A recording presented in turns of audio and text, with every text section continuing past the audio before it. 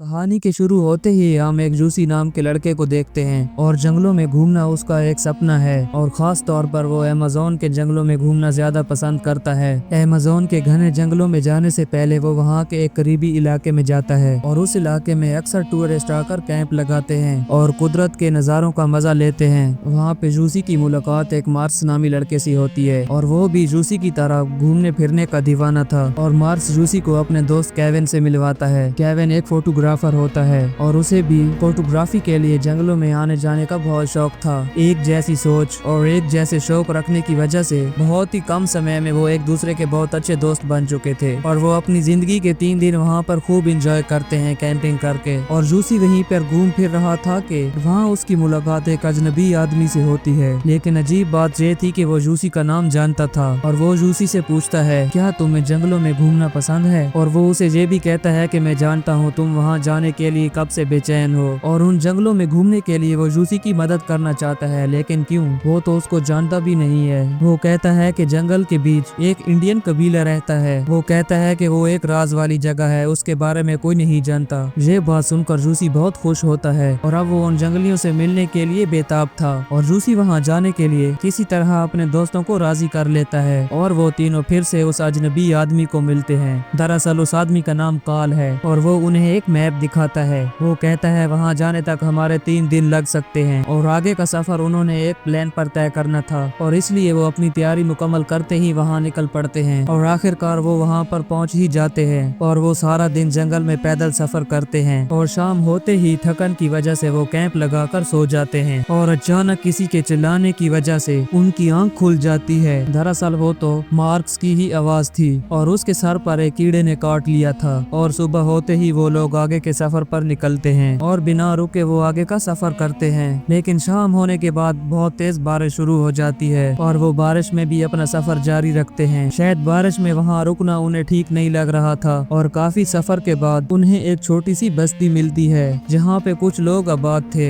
लेकिन वो लोग जंगली नहीं थे। वो तो बस आम और सादा इंसान थे और वो जगह दिखने में किसी छोटे से गाँव जैसी लग रही थी, जैसे किसी पुरसकून गाँव में आ गए हों। बस्ती के लोगों ने उनका बहुत ही अच्छे तरीके से वेलकम किया, उनके सामने खाना रखा और रात को उनके रहने का बंदोबस्त भी किया और थोड़े से वक्त में वो काफी मिलजुल गए थे और उन्हें वहाँ अंदाजा होता है कि काल उन लोगों को पहले से जानता है। वहाँ के लोगों की यादें दिल में लेकर वो बस्ती से निकलते हैं और अपने आगे का सफर तय करते हैं और रास्ते में चलते हुए काल ने एक बंदर को निशाना बनाया और उसका शिकार किया। हालांकि वो ये बात जानता था कि जहाँ शिकार करना सख्ती से मना है, लेकिन काल को देखकर ऐसा लग रहा था कि जैसे वो पहले भी इनका शिकार करता हो। और शाम होते ही वो फिर से कैंप लगा लेते हैं और जैसे ही सुबह होती है वो फिर से अपना आगे का सफर तय करते हैं। लेकिन कुछ आगे चलने के बाद मार्ग से चला नहीं जा रहा था और उसके पैर बिल्कुल जख्मी हो चुके थे और जब चलना बिल्कुल मुहाल हो चुका था, काल कहता है कि इसके ठीक होने तक हमें यहीं रहना होगा।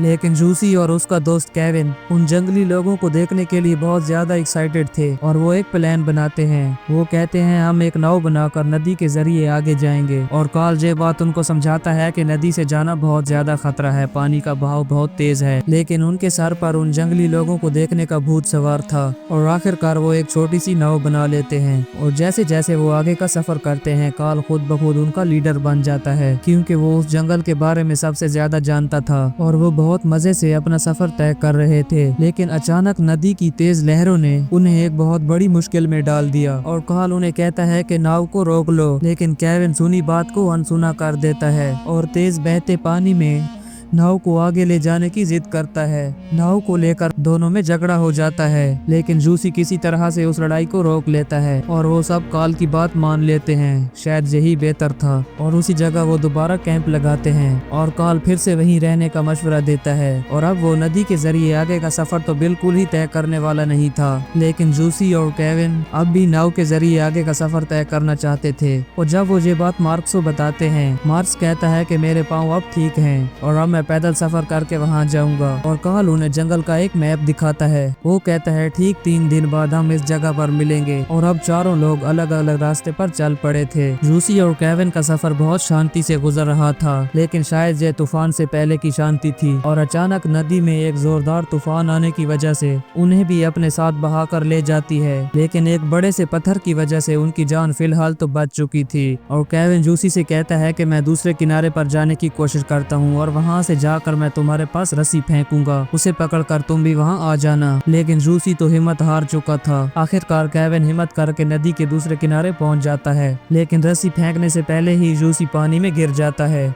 और अब केविन अपने दोस्त को अपनी आंखों के सामने डूबता देख रहा था। वो जूसी को बहुत आवाजें देता है, लेकिन अब क्या फायदा, शायद वो उसकी बात मान लेते तो ऐसा ना होता। और दूसरी तरफ हम जूसी को देखते हैं जो डूबते डूबते किनारे तक आ पहुंचा था। और वो अपने बैग को देखता है जो नदी में बह रहा था। वो नदी से अपने बैग को पकड़ता है और उसके बैग में कुछ मेडिसिन होती है और वो उस मेडिसिन को खाने लगता है। शायद ये सर्वाइवल के वक्त ताकत के लिए इस्तेमाल होने वाली मेडिसिन थी। और वो चारों तरफ अपने दोस्त को ढूंढने लगता है, लेकिन इतने ज्यादा घने जंगल की वजह से उसे कुछ भी समझ नहीं आ रही थी। और फिर वो कार्ल का दिया हुआ मैप निकालता है और उसी के जरिए वो आगे का सफर करने वाला था। और कुछ आगे जाने के बाद उसे एक फलदार दरख्त नजर आता है और काफी भूख होने की वजह से वो उस फल को तोड़ने के लिए दरख्त पर चढ़ता है, लेकिन उसी दरख्त पर एक सांप होने की वजह से वो नीचे गिर जाता है। लेकिन भूख की वजह से वो फिर भी उस दरख्त पर चढ़ता है। वो सांप को पत्थर से मारकर उसको भी खा लेता है और वो वहीं पे आराम करने का सोचता है और उसे अपने दोस्त की आवाज सुनाई देती है। और जैसे ही वो उठकर देखता है वो बिल्कुल उसके सामने था, लेकिन ये उसका वहम था। अकेला रहने की वजह से उसका दिमाग खराब होने लगा था और फिर से उसे एक जानवर की आवाज सुनाई देती है, लेकिन अब उसे वो अपना वहम नहीं समझता और आग के जरिए उस जानवर को अपने पास नहीं आने देता। और अगली सुबह उसके सर में दर्द हो रहा था और उस बेचारे के सर में कोई कीड़ा घुस चुका था और वो काफी हिम्मत करने के बाद उस कीड़े को अपने सर से निकालता है। और रास्ते में भूख के मारे वो परिंदे के अंडे भी खा जाता है। उसे एक ऐसी जगह मिलती है जहाँ पर पहले कुछ लोग रहा करते थे, लेकिन बचने की उम्मीद उसे वहाँ भी नजर नहीं आती और वो वहाँ पे कैंप लगाना मुनासिब समझता है। उसका पूरा बदन बहुत ज्यादा दर्द कर रहा था, खास तौर पर के उसके पाँव, और उस दर्द की शिद्दत में वो रात वहीं गुजारता है। सुबह होते ही वो जब कुछ आगे चलता है तो उसे कुछ पैरों के निशान दिखाई देते हैं और फिर से उसे उम्मीद की एक किरण नजर आ रही थी, लेकिन ऐसा सिर्फ उसे लग रहा था। और इससे आगे हम केविन को देखते हैं। गाँव के लोग उसे उठा कर ले जाते हैं और जैसे ही केविन कुछ बेहतर होता है वहाँ के ऑफिसर से मिलता है और वो उनसे जूसी के लिए हेल्प मांगता है। और अब जूसी को ढूंढने के लिए प्लेन जंगल में निकल चुका था और उसे जैसे ही प्लेन की आवाज सुनाई देती है वो उसकी तरफ बहुत ज्यादा इशारे करता है, लेकिन जंगल बहुत घना था जिस वजह से वो फिर से नाउमीद होता है। और केविन फिर से मदद मांगता है, लेकिन वो ऑफिसर कहता है कि उसे इतने दिन हो गए हैं, अब तक वो मर चुका होगा। लेकिन अभी वो एक उम्मीद पर जिंदा था कि शायद वो वापस आ जाए। और केविन बस्ती के एक ऐसे आदमी से मिलता है जो जंगल के चप्पे चप्पे से वाकिफ था और केविन उस आदमी के साथ अपने दोस्त को ढूंढने निकलता है। और दूसरी तरफ जूसी की दिमागी हालत और जिस्मानी हालत एकदम से बिगड़ चुकी थी और अब उसे एक कदम भी नहीं चला जा रहा था।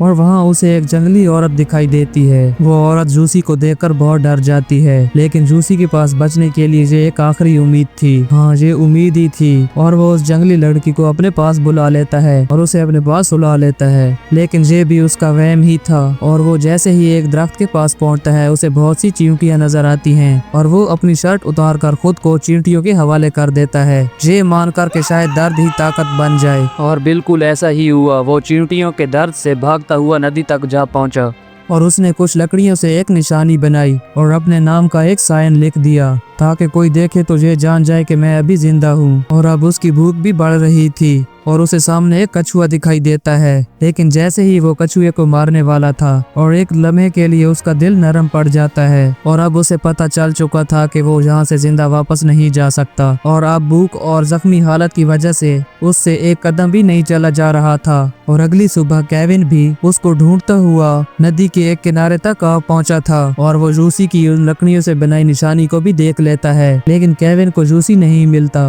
और अब केविन नाउमीदी के आलम में वहाँ वहाँ से वापस लौट रहा था और उसने जैसे ही नाव को स्टार्ट किया, जूसी उसकी आवाज सुन लेता है और वो केविन को बहुत आवाजें देता है, लेकिन अब उसकी आवाज में भी दम नहीं था और केविन भी काफी दूर निकल चुका था और वो अपनी आंखों से अपनी जिंदगी की आखिरी उम्मीद को जाता हुआ देख रहा था। लेकिन शायद जूसी पर कुदरत मेहरबान हो चुकी थी और केविन इत्तेफाकन पीछे मुड़कर देखता है और उसे ये अंदाजा नहीं था कि उसे जूसी दिख जाएगा और वो फौरन अपने दोस्त के पास पहुंचता है। दोनों दोस्त एक दूसरे को गले मिलते हैं। जब इंसान की सांस बाकी हो तो हार मुमकिन नहीं होती, कुदरत हर आजमाइश में रास्ता निकाल देती है।